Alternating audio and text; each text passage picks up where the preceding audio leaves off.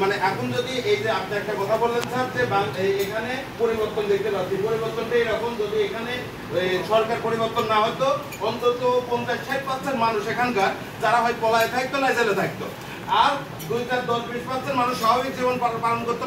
মানে আপনি প্রশাসনিক বাদে বলতেছি 2-4-10% মানুষ স্বাভাবিক থাকতো, 2-4-5% মানুষ এর ভিতরে আবার তাদের দালালি করতো। এটাই বাস্তবতা, এটাই একটা পরিবর্তন। এই পরিবর্তন যে আমরা এখন 60-70% নির্যাতিত লোক কথা বলার সুযোগ পাচ্ছি, ঠিক কিনা?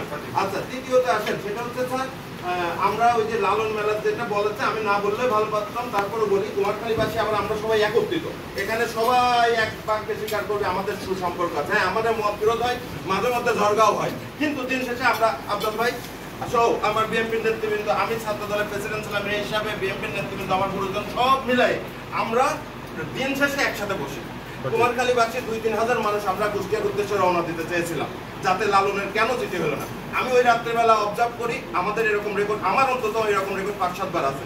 আমি 11 বার জেল কেটেছি। আমি ওই রাত্রিবেলা অবজার্ভ করি যে এইটা কি হচ্ছে। পরে দেখি আপনি কুমারখালীর জন্য অনেক প্রেমী এবং পারফেক্টভাবে কুমারখালীকে আপনি ভালো দেখার চেষ্টা করছেন, আমরা প্রোগ্রাম বাঞ্চার করি, ঠিক কিনা? তো আমার জায়গা থেকে আমরা দেখেছি আপনি সুন্দর কথা ভাবতেছেন, নতুন অল্প দিনে কুষ্টিয়াবাসীর মন জয় করেছেন। আমি বিশ্বাস করব কুমারখালী পর্যটক নগরী, শিল্প নগরী, যে পর্যটক নগরী আর সাংস্কৃতিক নগরী, এটা হচ্ছে শুধু ওই লালন আর রবীন্দ্রনাথের সময় শেষ হয়ে যাচ্ছে। আমাদেরকে পর্যটক নগরীতে নজর দিতে হবে। রবীন্দ্রনাথ ঠাকুরের যাতায়াতের পথের ব্যবস্থা সুন্দর করতে হবে। একটা হোটেল নেই, আমাদের ডাক বাংলার অবস্থা খুবই ভয়াবহ। ডাক বাংলার পুরাতন বিল্ডিংটা সংস্কার করে ওই কাপুরে হাটের জন্য, কুমারখালী কাপুরে হাট খুবই প্রয়োজন, কাপুরে হাটের জন্য ডাক বাংলার এই পুরাতন বিল্ডিংটা সংস্কার করে ব্যবসায়ীরা যাতে থাকতে পারে, নতুন বিল্ডিং অফিসাররা থাকবে।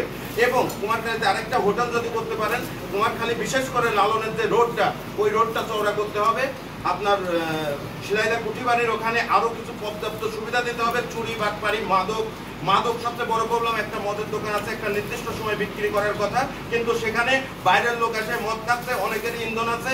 এই মদের দোকানটার কড়া ব্যবস্থা নিতে হবে, কিশোর গ্যাং বন্ধ করতে হবে, মাদকে নজর দিতে হবে, পর্যটক নগরী করতে হবে এবং কুমারখালী শিল্প কারখানা থেকে একটু নজর দিতে হবে। স্যার, আমি বিশ্বাস করি আপনি যখন এখান থেকে চলে যাবেন, কুষ্টিয়াবাসী আপনাকে মনে রাখবে, যেমন মনে রেখেছে তৌফিক স্যারকে। ইনশাল্লাহ আপনাকেও মনে রাখবো। আমাদের এই দাবিগুলো অবশ্যই আপনি নজরে নেবেন। আসসালামু আলাইকুম।